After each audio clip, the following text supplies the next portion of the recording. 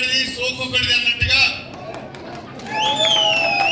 పనుడేమో నేను తెచ్చేది, పేరేమో దయాకర్ రావుది, నిన్న మొన్నటి వరకు పేరేమో అరుణ్ రమేష్ది.